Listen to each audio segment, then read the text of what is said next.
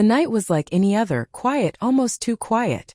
The kind of quiet that made my old house creak and groan, as if it were settling beneath the weight of the silence. I was sitting there alone, feeling the chill of early autumn creeping through the walls, spreading a coldness that filled every corner of the house with an unmistakable loneliness. I had grown accustomed to this stillness, learned to live with it. But tonight something was different. There was an odd tension in the air. Something I couldn't quite put my finger on. Maybe it was the porch light flickering outside. Or perhaps my mind was just playing tricks on me in the dimness of my empty home. And then it happened. A loud thought pierced through the silence, followed by the unmistakable sound of rushing water for just a moment. My body froze. My heart raced in the quiet. I stood up, heading toward the source of the sound, hoping it was something minor. Maybe a faucet left running or a glass of water spilled by mistake. But when I reached the hallway, I saw it, water seeping out from under the bathroom door, spilling across the floorboards. Not tonight, I whispered to myself, but deep down, I knew whatever had burst wasn't going to wait for morning. With a sigh, I grabbed my phone, scrolling through contacts that felt like names from a life I barely recognized. Friends I hadn't spoken to in ages. Then I saw it. A number for a 24-hour emergency repair service, a scribbled note from long ago, just in case. It felt strange dialing it this late, knowing I'd be inviting a stranger into my home. But the water kept spreading, inch by inch, making it clear I had no choice. After a few rings, a calm, steady voice answered. He introduced himself, and after I explained the situation, he assured me he'd be here within half an hour. As I waited, a mix of impatience and unease settled in. I wandered back to the bathroom, standing in the puddle, watching how the water rippled and reflected the faint light from the hallway. I hadn't felt this kind of anxious energy in a long time. It was the kind of tension I hadn't realized I missed until a sharp knock at the door snapped me from my thoughts. I took a deep breath, trying to steady myself, and opened it. The man standing there was tall, with a slight stoop to his shoulders, as if he was used to squeezing into spaces not made for him. His thick jacket was damp from the misty air outside, and when he smiled, it was the kind of quiet confidence I hadn't seen in a long while. His eyes were steady, respectful, but there was something else there. A spark of curiosity, like he was just as surprised to be here as I was to see him. "Good evening, ma'am," he greeted me, extending his hand. "I'm here to take care of the problem." I nodded, motioning for him to come inside, suddenly aware of the faint smell of rain and cold air he carried with him. He followed me down the hallway, his footsteps quiet but assured, and I found myself glancing back, wondering if he'd say something, comment on the house, the leak, or the hour. But he worked in silence, his actions efficient and calm, only adding to the tension in the room. Eventually, he crouched next to the pipe, tracing the line of the leak with his fingers, his brow furrowed in concentration. I leaned against the doorframe, arms crossed, watching him work. It felt strangely exposing to have someone else here, even if it was just for a simple repair. I hadn't realized how much I'd missed having someone else around. The small comfort of knowing someone else was handling things, if only for a brief moment. After a few minutes, he looked up and met my gaze. "This will take a bit of time," he said in a low, steady voice. "The pipes are pretty old. They might need replacing soon." I nodded, swallowing the lump in my throat. It wasn't just the pipe that felt old. The house, this life, everything had been decaying slowly since my husband passed. It felt like I was only patching things up, holding on to memories that were slipping away a little more every day. The man must have sensed something because he paused, his expression softening. "You're all right," he murmured almost to himself. "This place just needs a bit of care." I looked away, focusing on a distant corner of the room, but his words stuck with me, settling deep in the quiet between us. It was such a simple statement, almost obvious, yet it carried a weight that lingered in the air, blending with the soft sound of dripping water. He went back to his work, and for a moment, the only sounds were the rhythmic clink of his tools and his soft voice explaining each step of the process. I found myself nodding in response, though my mind had drifted back to a time when the house was full of life, warmth, and laughter. I didn't realize how lost I'd become in my thoughts until he spoke again, pulling me out of my haze. "There," he said, standing up and wiping his hands on a cloth. "That should hold for now. but I'll need to come back in a few days to make sure everything's fine." I thanked him, feeling an unexpected pang of disappointment at the thought of him leaving so soon. I walked him to the door, and as he stood in the threshold, he glanced back at me with that same quiet intensity. It was a look that made me feel seen, like he understood more than he was letting on. As he stepped outside, he turned to look at me one last time, his gaze lingering for a moment longer than necessary. "I'll see you soon," he said softly but with certainty. And then he was gone, leaving me alone in the silence once again. But this time the quiet didn't feel as empty. The night felt eerily familiar, quiet, but in a way that was almost oppressive. The silence in the house was thick, as if the walls were groaning under its weight. I sat there alone, the crisp autumn air creeping through the cracks and settling into the corners of the room, carrying with it a deep sense of isolation. I had grown used to it, this kind of stillness. It had become my companion. But tonight it was different. There was something in the air, an undercurrent I couldn't quite identify. Maybe it was the way the porch light flickered outside. Or maybe I was just imagining things in the soft shadows of my empty house. Then it came. A sharp thought cutting through the quiet, followed by the unmistakable sound of rushing water. Just for a moment, my entire body stiffened. My pulse quickened in the silence. I got up, moving toward the source, hoping it was something trivial. Maybe a faucet left running or a forgotten glass of water. But when I reached the hallway, the reality hit. Water was streaming out from beneath the bathroom door, spreading quickly across the floor. "Not tonight," I muttered, but deep down, I knew whatever had burst wasn't going to wait until morning. With a heavy sigh, I grabbed my phone, scrolling through old contacts that felt like names from a past life. Friends I hadn't spoken to in years. And then I found it. A number for a 24-hour repair service, a jotted-down note from long ago, just in case. It felt strange dialing it at this hour, inviting a stranger into my home. But the water kept spreading inch by inch until I knew I had no choice. After a few rings, a deep, steady voice answered. He introduced himself, and after I explained the situation, he reassured me he'd be there within half an hour.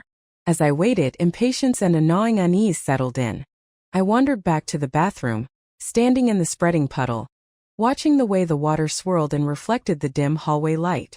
It had been so long since I'd felt this kind of energy, an anxious kind of tension I hadn't realized I missed. A sharp knock at the door snapped me out of my thoughts. I took a breath, trying to calm my nerves, and opened it. Standing there was a man, tall, with a slight stoop to his shoulders, as if he'd gotten used to making himself small in spaces that weren't made for him. His jacket was damp from the cool night air, and when he smiled, it was with an unspoken assurance I hadn't seen in a long time. His eyes were calm, respectful, but there was something else. A flicker of curiosity, like he was just as surprised to be here as I was to see him. "Good evening, ma'am," he said, offering his hand. "I'm here to handle the issue." I nodded, stepping back to let him in, suddenly aware of the chill that followed him, of the rain-soaked air he carried with him.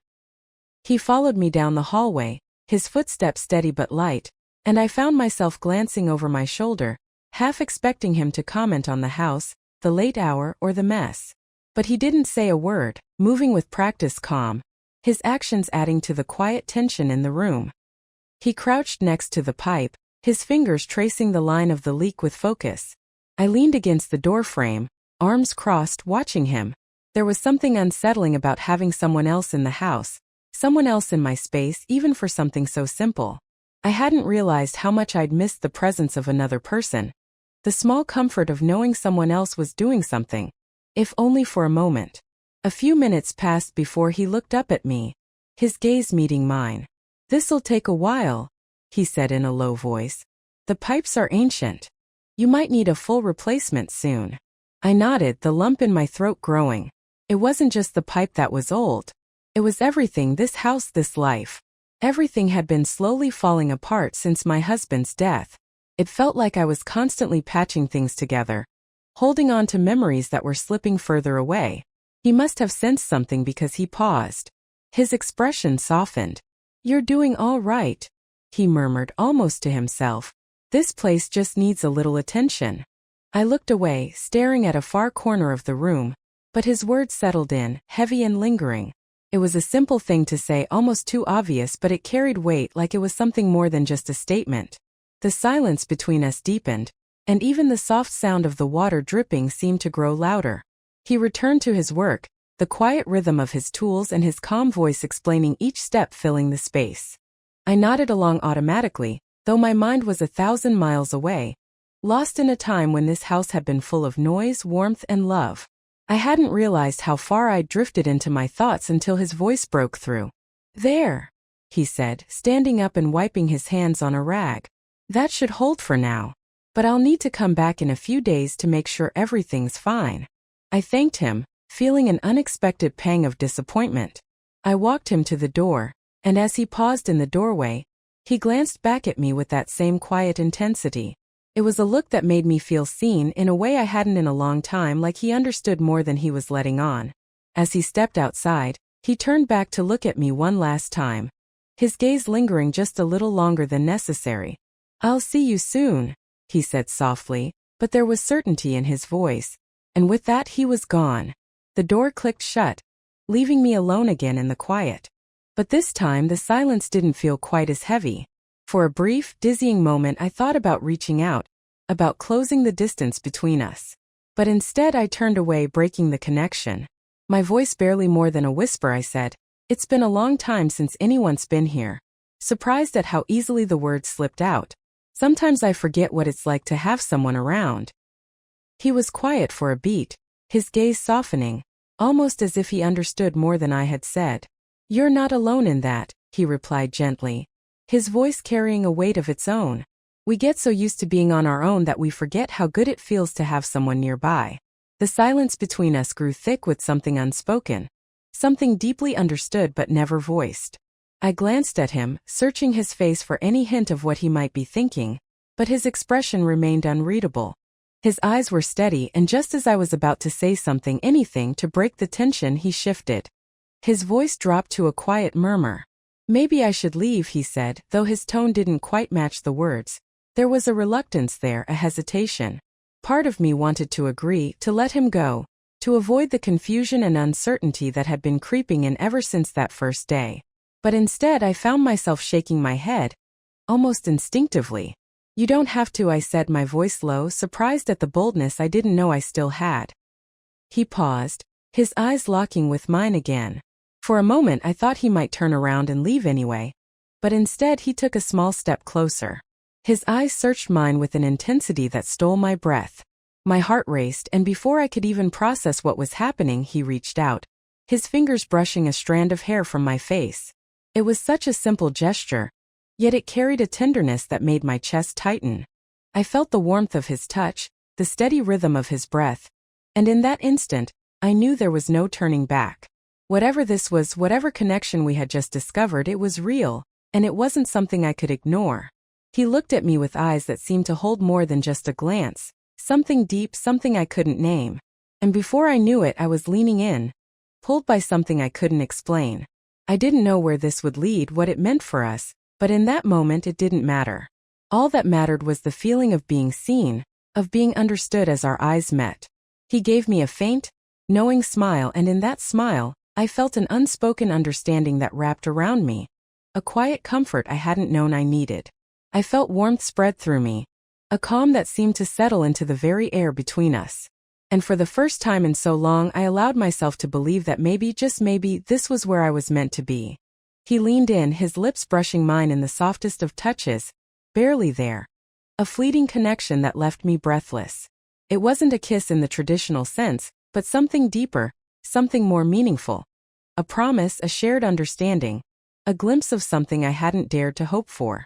As he pulled away, his gaze lingered, soft but filled with an intensity that seemed to ask something unspoken. He seemed to be waiting for some sign, some confirmation to stay, but before I could give it, he smiled, reassuring but distant. "I'll see you soon," he said, his voice quiet, almost a whisper, and with that he was gone. I stood there, in the quiet of my kitchen, my heart pounding, my mind racing with questions I had no answers to. The door clicked shut behind him, and I was left standing alone, feeling the weight of everything that had just happened. Deep down, I knew this was only the beginning, that whatever path we were on, it was far from over. The days that followed seemed to blur together. The rhythm of my life interrupted by thoughts of him. His soft, knowing smile, the warmth of his hand as it brushed my face, the unspoken connection that seemed to grow with each passing thought. I wasn't sure what to make of it all. Part of me wanted to pretend it hadn't happened, to push it away and ignore the feelings it stirred. But another part of me, the part that couldn't stop replaying each moment, was asking questions I couldn't answer. Then one evening, just as I convinced myself that he might never return, there was a knock at the door. My heart leaped, betraying the indifference I had tried so hard to cultivate. I took a moment to steady myself before opening it. There he was, standing in the fading light of the evening, looking different somehow, though I couldn't quite place it. There was a weariness in his expression, a shadow in his eyes that hadn't been there before. A wave of concern washed over me, but he smiled that familiar smile, softening the edges of his features. "Good evening," he said, his voice low and warm. "I hope I'm not intruding." I shook my head, stepping aside to let him in. "Not at all," I replied, the words catching in my throat. "It's good to see you." He walked in, his gaze sweeping the house as if he were seeing it for the first time. I could feel the weight of his attention on the smallest details, the way the furniture was arranged, the books stacked neatly on the shelves, the ticking of the clock in the corner. There was something intense about the way he observed, like he was piecing together some unspoken part of my life. He settled by the kitchen table, where the faint scent of tea leaves lingered from my evening ritual. "Mind if I join you?" he asked, his voice tentative, almost hesitant. I nodded, pouring fresh cups of tea for us both, trying to ignore the tremor in my hands as I set his cup in front of him. He took it with a quiet thank you, and for a moment, our eyes met in a brief but charged exchange, before we both quickly looked away. A small, silent understanding passed between us. We talked about trivial things, the weather, a book I was reading, an old movie he had recommended, but beneath the surface there was an unspoken tension. I felt it in the way his eyes lingered just a second too long on mine, the softness in his gaze that he didn't try to hide. In a quieter moment, he glanced around the room again, his gaze thoughtful. "This place," he murmured almost to himself, "feels like it holds so many memories." I looked down, swallowing hard as the lump in my throat threatened to choke me. "It does," I murmured, my voice barely audible. "Some days it feels like all I have left." He reached across the table, his fingers brushing lightly against mine, and the warmth of his touch spread through me, grounding me in a way I hadn't felt in a long time. It was a subtle gesture, almost imperceptible, but it carried a weight neither of us seemed willing to acknowledge. The silence between us grew thicker, heavier with the unspoken words we both held back, and I found myself wondering what was keeping him from saying what we both knew was there. What was he holding back? His gaze held a vulnerability, a hesitation that left me feeling both drawn to him and uncertain, as if there was something just out of reach that I couldn't understand. Just as I was about to say something to fill the silence, he spoke, his voice low, almost hesitant. "I didn't expect to find this," he said, his words trailing off as he looked down at his cup, his fingers absently tracing the rim. "To feel so connected." There was a raw honesty in his words, a quiet confession that hung between us like an open secret. My heart fluttered in my chest, a strange mixture of hope and fear blooming inside me. I wanted to tell him that I felt it too, that connection, that pull between us. But something stopped me. A voice, faint but insistent, whispered in my mind, reminding me that this wasn't supposed to happen. We were supposed to remain strangers. That was the plan. He looked up then, his gaze steady and intense, as though he was waiting for some signal from me, some indication that it was okay to take the next step, to cross that line. But instead, I found myself looking away, my own fear rising up to hold me back. The fear of opening up to something I didn't understand, something I wasn't sure I was ready to face. The silence between us stretched on, thick and suffocating, each second a small eternity until he finally sighed. A soft, resigned sound that seemed to break something inside me, something I couldn't quite name. "I should go," he said quietly, setting his cup down on the table with a heaviness that made my chest tighten. I didn't mean to overstep. I opened my mouth to protest, to tell him that he hadn't overstepped, that I wanted him to stay, but the words got stuck in my throat. I felt frozen, paralyzed by my own hesitation and fear, unable to close the gap between us. He smiled then. A soft, understanding smile that was both comforting and bittersweet. Maybe another time, he murmured, his gaze lingering on me for a moment longer before he turned toward the door. As he reached the threshold, he paused, looking back over his shoulder with a quiet intensity that took my breath away. "Take care," he said softly, his voice filled with tenderness that made my heart ache. And then just like that he was gone. The door clicked shut behind him, and the sound echoed through the empty house.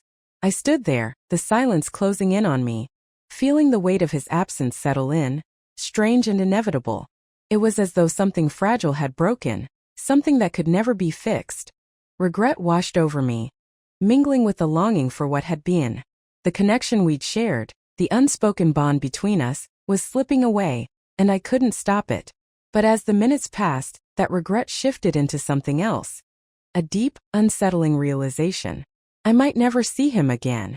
Whatever had brought us together was fading, leaving me with nothing but the quiet house and the bittersweet memory of what could have been. I stayed there, staring at the door, feeling the weight of that realization settle in. I'd lost something I couldn't name, and I wasn't sure I'd ever find it again. As the last light of evening faded, I wondered if it was better this way. If some connections were never meant to last, leaving us only with the memory of what might have been. The days that followed felt emptier than before. It was as if his brief presence had added meaning to my life, a layer I hadn't even realized was missing. I found myself glancing at the door at odd moments, listening for the sound of his knock, not even hoping for another unexpected visit, but wishing for something to fill the silence that had settled over me. But the days passed quietly, unchanged. I kept telling myself that I didn't miss him, that it was just the memory of his kindness, his steady presence that lingered. Yet each time I said it, the emptiness in my own voice betrayed me. This was something else. A sense of loss that I couldn't explain. Then one evening, just as I had begun to accept the silence, the knock finally came. It was soft, almost hesitant, as though he wasn't sure if he was welcome. I opened the door to find him standing there. His expression unreadable. His posture tense in a way that was unfamiliar to me. Neither of us spoke, and the silence between us felt heavier than any words could have been. I felt an odd mix of relief and uncertainty, a flood of emotions that left me feeling unsteady. After a moment I managed a small smile, hoping it would break the tension.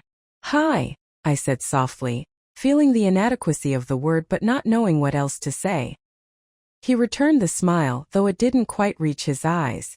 "I wasn't sure if I should come," he admitted, his voice barely above a whisper. "But I thought maybe we could talk." I nodded, stepping aside to let him in. He moved slowly, his gaze sweeping the room as if he were seeing it all for the first time. He seemed different, like the weight of something heavy had settled on him. We made our way to the living room, the soft glow of the lamp casting shadows on the walls. For a while neither of us spoke. The air between us was thick with unasked questions, with things left unsaid from the last time he was here. Finally he broke the silence, his voice soft and hesitant. "I've been thinking about what happened," he said, his gaze focused on his hands. "I think I may have gotten too close." The sadness in his tone was clear, a resignation that made my chest tighten. I wanted to tell him that he hadn't overstepped, that I felt it too, whatever this strange connection was between us. But again something held me back. A lingering fear that if I spoke, I might shatter the delicate balance we'd found. He looked up, his eyes meeting mine with quiet intensity, leaving me breathless. "I never meant to complicate things," he said, his voice barely above a whisper. I didn't expect this," he said, his voice carrying a weight of vulnerability that I couldn't ignore. I felt my heart ache at his words, the quiet confession that hung between us like an unspoken truth. I wanted to reach out, to close the gap that stretched between us, both physically and emotionally, but I couldn't find the courage. Instead, I looked down, my fingers twisting together nervously as I struggled to find something to say. "I didn't expect it either," I whispered, my voice barely audible. "But I don't regret it." He sighed deeply, the sound soft but heavy with the burden of his unspoken thoughts. "Maybe I should," he murmured almost to himself, but then added, "But I don't." The silence between us stretched, each of us caught in our own tangled thoughts, the quiet thick with both hope and hesitation. I could feel the pull between us, the longing we both refused to name but couldn't escape. Just as I was about to say something to break the silence, he shook his head, his expression pained. "I don't think I can keep coming here," he said quietly, his voice carrying a sadness that mirrored my own. "It's too much." The words hit me like a physical blow, a wave of hurt that left me speechless for a moment. I wanted to protest, to tell him that he didn't have to leave, that we could make this work. But the look in his eyes told me he had already made up his mind, that whatever connection we had started to form, he wasn't willing to let it grow. I forced myself to nod, swallowing against the lump in my throat. "I understand," I said softly, though the words felt hollow. "It's probably for the best." He looked away, his expression full of quiet resignation. I could see the same uncertainty in his eyes that mirrored my own, but he didn't speak. I didn't argue or try to comfort him. Instead, we both sat there, the silence between us settling with an undeniable finality. I felt a tear slip down my cheek, but I quickly wiped it away, not wanting him to see how deeply his words had wounded me. Finally he stood. His movements were slow, deliberate, as though he were fighting every instinct that told him to stay. He looked at me one last time, his gaze full of regret and longing that left me feeling both broken and strangely comforted. "Take care," he said softly, his voice a whisper. And just like that he was gone. The door closed behind him with a soft click, leaving me alone in the quiet, empty house. I stayed there, staring at the door, half expecting him to turn back, to change his mind.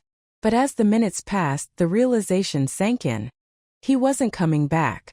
The weight of his absence filled the room, making the silence feel heavier, as though everything we hadn't said was still hanging in the air. I'd known deep down that this was always going to be fleeting, that whatever connection we had was bound to fade. But knowing that didn't make it hurt any less. It didn't make the emptiness feel any less real. I thought back to our time together, the brief moments we had shared, the quiet understanding between us, the comfort of just being near each other. It was a memory I would carry with me, bittersweet and fragile, a reminder of what could have been, of a connection that had come and gone, like a whisper on the wind. And as I sat there, lost in the memory of what we'd shared, I couldn't help but wonder if, perhaps, he was feeling the same emptiness, the same quiet ache that now filled my heart. But I knew deep down I would never know. The days stretched on, turning into weeks, and the ache of his absence became a dull, steady throb. It was an emptiness I learned to live with, tucked away in the corners of my mind. Life moved on at its usual pace, quiet and unhurried, filled with the small routines that carried me through each day. I told myself that it was enough, that the memory of him was something I could tuck away, a beautiful, fleeting moment belonging to another time. But in the stillness of certain afternoons, when the light spilled through the windows just right, I would catch myself standing by the door, listening for a knock that would never come. And when the silence grew too heavy, I'd shake myself out of it, forcing myself to move through my day, all the while carrying that ache that refused to go away. Then one chilly autumn evening, as I was tidying up the kitchen, I heard the faint sound of footsteps on the gravel outside. My heart leapt in my chest, betraying the calm indifference I had worked so hard to maintain. It was as though I'd been waiting for this moment all along, though I told myself it was probably nothing. I shouldn't get my hopes up, but I couldn't stop myself from walking to the door, my fingers trembling as I reached for the handle. When I opened it, there he was, standing on the doorstep, hands in his pockets, looking both hesitant and relieved. He looked different, somehow older perhaps, as if time had weighed on him the same way it had on me. But his eyes still held that quiet intensity, that unspoken understanding that had drawn me to him in the first place. Neither of us spoke at first. The silence between us was filled with everything we hadn't said, everything we didn't know how to say. Finally he broke the stillness, his voice soft, almost a whisper. I couldn't stay away. A rush of warmth flooded through me, relief, disbelief, as if I had been holding my breath for weeks and could finally exhale. I didn't know what to say. I didn't trust myself to speak, so I simply nodded and stepped aside to let him in. He moved cautiously, as though afraid the slightest misstep might break whatever fragile thing we had found. We sat down in the living room, the familiar comfort of our shared space enveloping us as we looked at each other. The silence between us carried a weight that no words could lift. After a moment he took a deep breath, meeting my gaze. "I thought leaving was the right thing to do," he admitted, his voice heavy with regret. "I thought it would make things easier." I nodded, understanding all too well. "I thought so too," I whispered, my voice barely audible. "But it didn't." He looked away, his jaw tightening as though he were fighting against his own thoughts, his own regrets. Then he turned back to me, his gaze steady, filled with a quiet resolve. "I don't want to walk away this time," he said softly, each word carrying a weight that left me breathless. If you'll have me." A warmth spread through me, a hope I hadn't allowed myself to feel until now. My heart raced as I reached out, taking his hand. Our fingers intertwined in a gesture that felt both familiar and new, a quiet promise between us. We sat there in silence, the shared understanding between us settling like a soft blanket, comforting and warm. I knew there were no guarantees, no promises that life wouldn't pull us apart again. But in that moment none of it mattered. All that mattered was the quiet, steady presence of him beside me, the warmth of his hand in mine, the unspoken promise that whatever came next, we would face it together. As the last light of day faded, casting the room in a soft golden glow, he gave my hand a gentle squeeze, his voice barely above a whisper. "Thank you for letting me come back." I looked at him, a soft smile spreading across my face, feeling a peace I hadn't known in years. And in that moment, as his presence filled the room, I knew that whatever lay ahead, we'd face it together, one day at a time. And as I closed my eyes, I felt the last pieces of my heart fall into place. In the knowledge that sometimes, even the most unexpected returns can bring us home.